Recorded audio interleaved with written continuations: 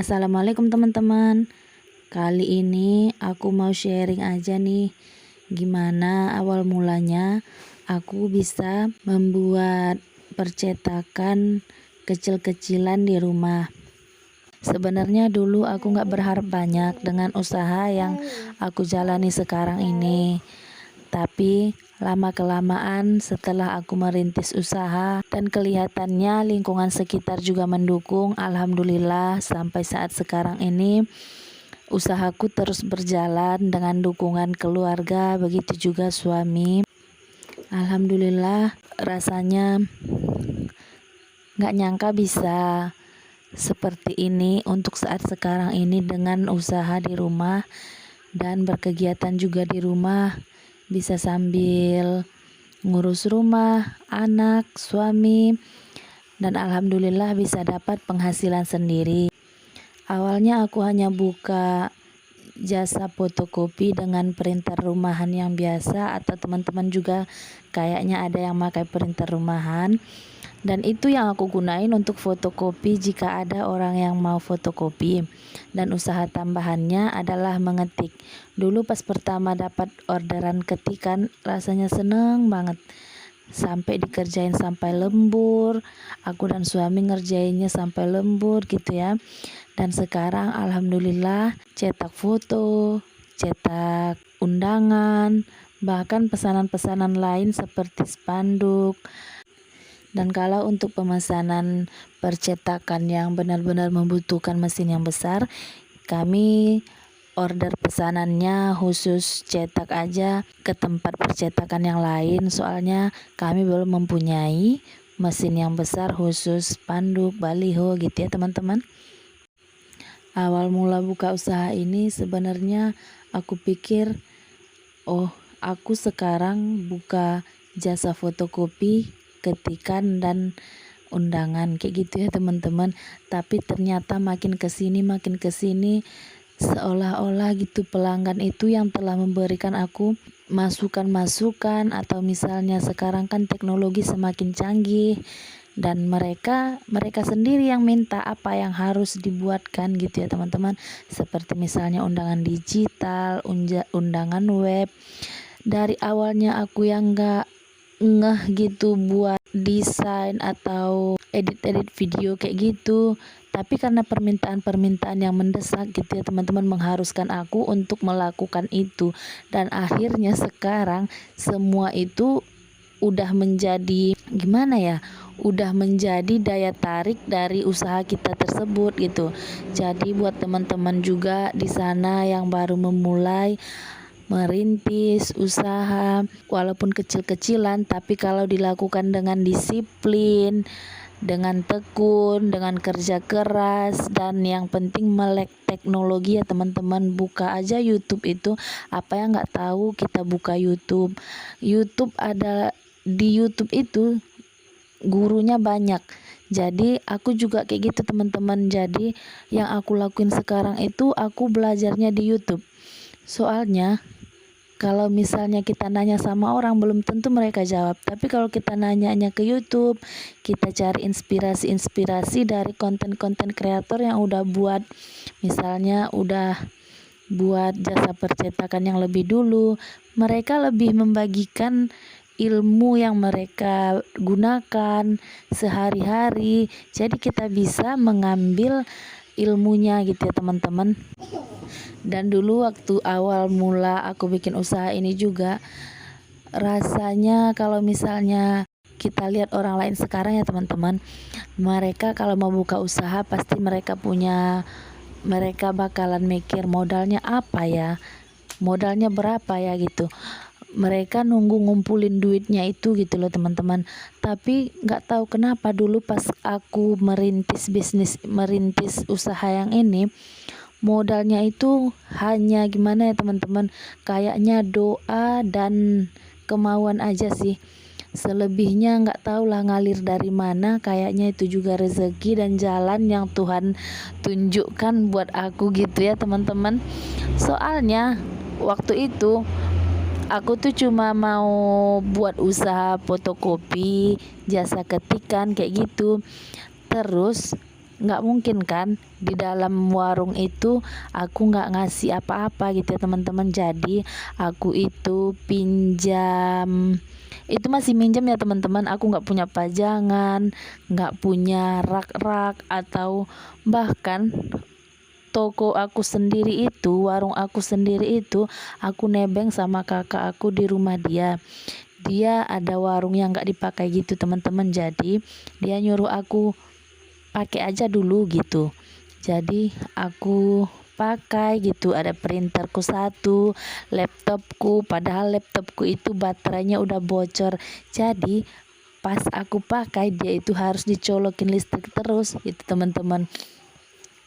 Dengan modal laptop yang baterainya bocor, printernya waktu itu aku masih pakai printer Canon kalau nggak salah, waktu itu MP 2770 ya teman-teman. Dan nggak lama setelah itu printer aku itu rusak, dan tiba-tiba ada rezeki. Waktu itu aku dapat orderan tentang komputer gitu ya teman-teman, pengadaan di suatu desa gitu. Jadi keuntungan dari itu aku bisa beliin printer yang aku gunakan sekarang, printer Epson L3110. Semenjak saat itu aku dan suami udah mulai fokus di usaha kami. Terus pas waktu itu nggak lama kemudian aku melahirkan anak pertama kami, dan kemudian alhamdulillah juga diberi rezeki sama Allah, aku buat rumah kecil-kecilan gitu teman-teman. Dan 2 bulan setelah anak pertama aku lahir, kami mulai pindahan ke rumah kami yang udah jadi. Terus kami juga pindahin barang-barang kami yang masih di rumah kakak aku, pindahnya ke warung kami. Sedikit-sedikit aku mulai tambah-tambah modal juga buat ngisi-ngisi warung gitu ya teman-teman. Apa yang ditanyain orang kalau misalnya nggak ada, aku pas waktu mesan barang aku adain sedikit-sedikit gitu. Yang penting ada pas orang nanya, kayak gitu aja sih teman-teman. Dan ketika semuanya sudah berjalan dengan normal, aku mulai fokus dengan anakku, dengan usaha yang udah ada di rumah sendiri. Ternyata yang aku bayangin dari awal itu, pas aku nebeng di rumah kakakku, aku bayanginnya kalau misalnya usahanya di rumah kita pasti lebih nyaman gitu ya teman-teman. Kita bisa sambil masak, kita bisa sambil jagain anak gitu ya teman-teman. Tapi ternyata yang aku alamin pas awal-awalnya menyesuaikan diri dengan keadaan warungnya di rumah, dengan pekerjaan rumah tangga, belum lagi anakku masih kecil gitu ya teman-teman. Nggak nyangka sih teman-teman, ternyata rasanya berat juga. Apalagi kalau misalnya pas kita masak, terus ada orang datang gitu ya teman-teman, mau fotokopi atau mau beli pulsa atau mau scan, rasanya gimana gitu ya teman-teman. Pekerjaan rumahku belum selesai gitu ya teman-teman, terus aku harus ngelayanin orang yang mau beli gitu ya teman-teman. Bukannya nggak bersyukur, tapi karena mungkin waktu itu masa penyesuaian, jadi rasanya agak berat aja sih teman-teman. Tapi alhamdulillah setelah berjalannya waktu yang lama dan sekarang udah hampir di usia 3 tahun usahaku, dan sekarang aku udah beri nama usahaku dengan nama anakku sih teman-teman. Alhamdulillah. Pas pertama dulu aku ngasih nama warungku itu dengan nama aku sendiri ya teman-teman. Memang berjalannya itu mungkin waktu itu karena pas lagi merintis ya teman-teman, dan belum terlalu fokus dengan warungnya. Apalagi kami masih bolak-balik dari kontrakan terus ke warungnya kakak aku gitu ya teman-teman, mungkin belum terlalu fokus. Terus pas anak pertama aku lahir dan aku ngasih nama usahaku dengan anakku, dan kami udah punya rumah sendiri, warungnya ada di rumah aku gitu ya teman-teman. Alhamdulillah semuanya berjalan dengan lancar. Dan bahkan rasanya untuk sampai saat sekarang ini aku nggak nyangka banget usaha yang kami rintis dari nol sampai seperti ini teman-teman. Dan bahkan kalau kami tutup 1 hari aja banyak banget, kayak misalnya pelanggan-pelanggan tetap aku gitu ya teman-teman, mereka nyariin kenapa aku nggak ada, kenapa pas orang itu datang aku tutup gitu ya teman-teman, aku pulangnya jam berapa, ditungguin gitu teman-teman, kabarin nanti kalau udah buka gitu loh teman-teman. Jadi aku ngerasa lingkungan aku itu ngedukung sekali untuk usaha yang udah kami rintis ini. Semoga apa yang aku ceritain ini buat teman-teman sebagai semangat untuk teman-teman dan bisa menginspirasi teman-teman yang lagi membangun usaha di bidang percetakan juga, maupun apapun yang teman-teman bangun, usaha kecil-kecilan atau usaha rumahan, yang penting disiplin dan berkeinginan kuat. Jangan lupa juga berdoa gitu ya teman-teman. Dan gak jarang juga sih teman-teman aku ngalamin kesulitan di bidang cari supplier untuk stok barang gitu ya teman-teman. Belum lagi nanti pas awal-awal belajar buat undangan gitu, banyak kesalahan-kesalahan yang udah aku lewatin gitu ya teman-teman. Dan alhamdulillah sekarang bukannya dibilang pro gitu ya teman-teman, tapi alhamdulillah sekarang aku udah ngerti gimananya gitu untuk melanjutkan usaha lagi. Dan semoga teman-teman juga yang ada niat buat usaha di bidang percetakan, yang penting kita rajin-rajin buka YouTube gitu ya teman-teman, semuanya bisa kita cari tahu lewat internet. Dan yang paling penting sih teman-teman, kalau misalnya teman-teman mau usaha kecil-kecilan di rumah atau udah punya warungnya sendiri, usahakan apapun itu yang mau dijual atau jasa apapun yang telah kita berikan, jika masih dalam lingkungan usaha kita atau misalnya masih tentang penjualan kita, jasa kita gitu ya teman-teman. Kalau bisa sih walaupun saudara, walaupun teman-teman itu harus membuat mereka mengerti bahwa teman-teman ini lagi membuka usaha gitu. Semoga juga teman-teman bisa berani berbicara untuk mereka agar tidak melakukan permintaan gratis ataupun hutang piutang ya teman-teman.